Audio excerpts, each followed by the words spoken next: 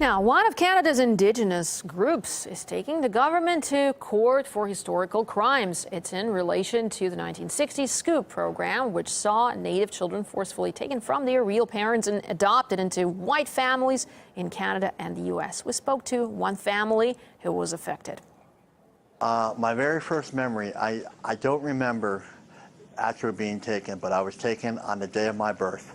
I was adopted out by a white American family. I had a wonderful relationship with them, but the thing is, I'm not white. I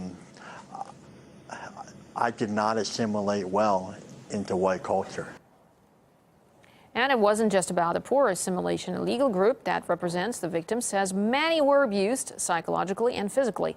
The government ran Scoop for 30 years until the late 1980s. A class action lawsuit was filed 6 years ago, and it's still making its way through the courts.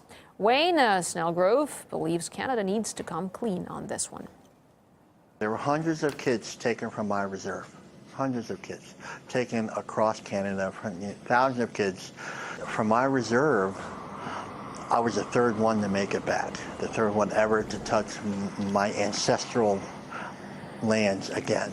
Canada has a very dark history of the way they treated the Aboriginal population. They tortured, they killed them, and they murdered them, they raped them. All these stories are part of my story. They're part of my history.